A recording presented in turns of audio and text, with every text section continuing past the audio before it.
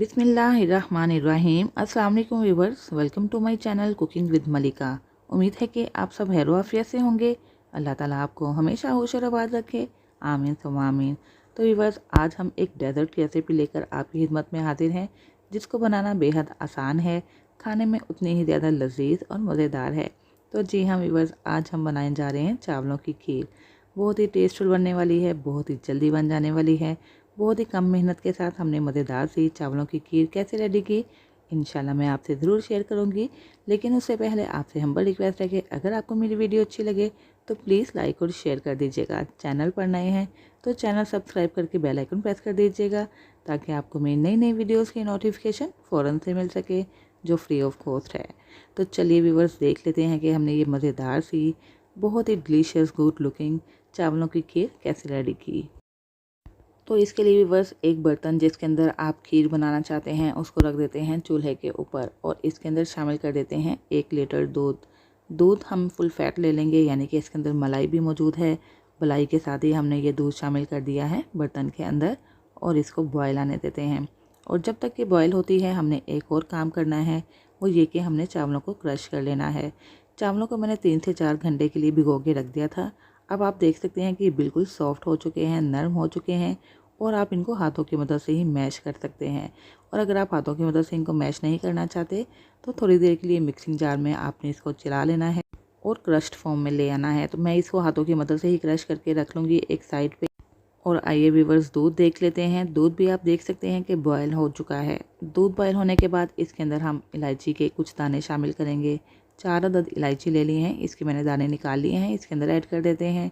अगर आप यहाँ पे इलायची पाउडर शामिल करना चाहते हैं तो हाफ़ टी स्पून इलायची पाउडर भी डाल सकते हैं। तो बस इलायची के दाने शामिल करने के बाद दूध को हमें तकरीबन 3 से 4 मिनट के लिए पकाना होगा, ताकि ये थोड़ा सा थिक हो जाए, गाढ़ा हो जाए। तो यहाँ पे वह तकरीबन 2 से 3 मिनट गुजर चुके हैं। दूध को हमने पका लिया है, और साथ ही साथ इसके अंदर जो मलाई थी वो भी इसके अंदर शामिल करते जा रहे हैं। अब हमने क्या करना है कि जो चावल क्रश करके रखे थे इसके अंदर शामिल कर देंगे, और इसको भी पकाएंगे। तकरीबन 8 से 10 मिनट के लिए हमने लो फ्लेम पे चावलों को पकाना है, और साथ साथ चम्मच को भी दरमियान में हिलाते जाना है, ताकि चावल नीचे बैठ के जल ना जाए। चावल डालने के बाद आपने एहतियात करनी है कि स्पून को वक्फे वक्फे से हिलाते जाना है, क्योंकि ये नीचे बैठ जाते हैं और बैठने के बाद पैंदे के साथ चिपक जाते हैं। तो बस व्यूअर्स, अब हमने चावलों को 8 से 10 मिनट के लिए मीडियम टू लो फ्लेम पे पका लेना है, ताकि चावल भी गल जाएं और थोड़े से थिक भी होते जाएं। तो यहाँ पे व्यूअर्स तकरीबन 8 मिनट गुजर चुके हैं। चावलों की कंडीशन आप चेक कर सकते हैं, ये गल चुके हैं। अब हमने इसके अंदर शामिल कर देनी है चीनी। चीनी मैंने तकरीबन 150 ग्राम ले ली है। अगर आप इससे ज़्यादा पसंद करते हैं तो ज़्यादा भी शामिल कर सकते हैं।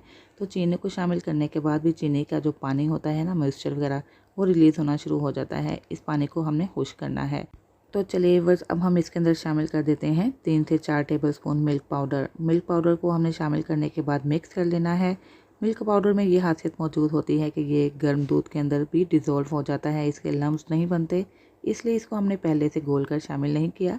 साथ ही इसके शामिल कर देंगे और ये इजीली मिक्स हो जाएगा, कोई भी लम्स वगैरह नहीं बनेंगे। तो यहाँ पे आप देख सकते हैं कि मिल्क पाउडर मिक्स हो चुका है। मिल्क पाउडर हमने इसलिए शामिल किया है कि इससे बहुत ही अच्छा टेक्सचर आएगा, बिल्कुल हलवाइयों जैसा टेस्ट आएगा।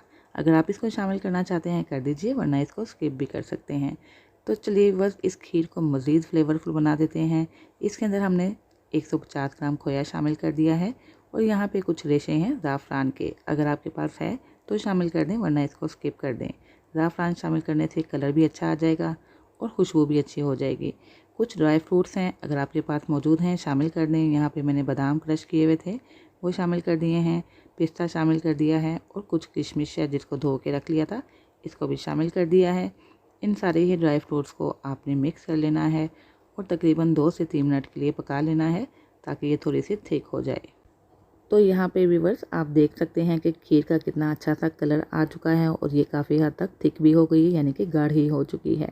खीर कैसे मुकम्मल तौर पर तैयार हुई है उसको जानने के लिए आपने देखना होगा कि खीर के ऊपर बबल्स आ रहे हैं।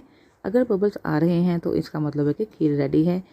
इस स्टेज पे आके हमें चूल्हा बंद कर देना होगा और इसको रूम टेम्परेचर पर लाना होगा। उससे पहले थोड़ा सा हम इसके अंदर केवड़ा एसेंस शामिल करेंगे, चंद ड्रॉप्स, जिससे इसकी फ्लेवर और खुशबू बहुत अच्छी आ जाएगी। तो बस व्यूअर्स इसको हिलाते जाना है, उस वक्त तक हिलाएंगे जब तक कि इसकी स्टीम मुकम्मल तौर पर निकल ना जाए, वरना एक मोटी सी लेयर इसके ऊपर आ जाएगी जो खाने में बिल्कुल भी अच्छी नहीं लगेगी।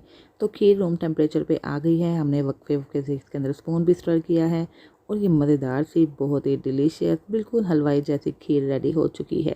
एक बाउल तो हमने भर के रख लिया है, बिल्कुल इसी तरह दूसरा बाउल भी भरेंगे और जी हाँ व्यूअर्स तीसरा बाउल भी हमने भर के रख लिया है। 1 लीटर दूध से कितनी ज़्यादा खीर हमने रेडी कर ली है। तो व्यूअर्स बहुत ही आसानी के साथ, बहुत ही जल्दी और बहुत ही मज़ेदार सी चावलों की खीर तो हो चुकी है रेडी। इसको गार्निशिंग करेंगे नट्स के साथ और इसके बाद हम इसको डिश आउट करेंगे। तो व्यूअर्स जल्दी से जाइए, बनाइए और खूब इंजॉय कीजिए। इंशाल्लाह आपको ये रेसिपी बेहद पसंद आएगी। ट्राई करने के बाद फीडबैक देना मत भूलिएगा। तो ये लीजिए व्यूअर्स, बहुत ही मज़ेदार सी चावलों की खीर रेडी हो चुकी है। लजीज और मज़ेदार होने के साथ साथ ये बहुत हेल्दी भी है। बच्चों के लिए बनाइए, मेहमानों के आ जाने पे बनाइए, पार्टी में अरेंज कीजिए और खूब इंजॉय कीजिए। तो चलिए व्यूअर्स अब हम इसको टेस्ट भी करके देखते हैं। तो व्यूअर्स बहुत ही यमी और बहुत ही टेस्टफुल ये खीर बनी है। जल्दी से जाइए, बनाइए और खूब इंजॉय कीजिए। इसके साथ ही व्यूअर्स इजाज़त चाहती हूँ, फिर हाजिर होंगी एक नई रेसिपी के साथ। अपना बहुत सा ख्याल रखिएगा, मुझे भी दुआ में याद रखिएगा। अल्लाह हाफ़िज़।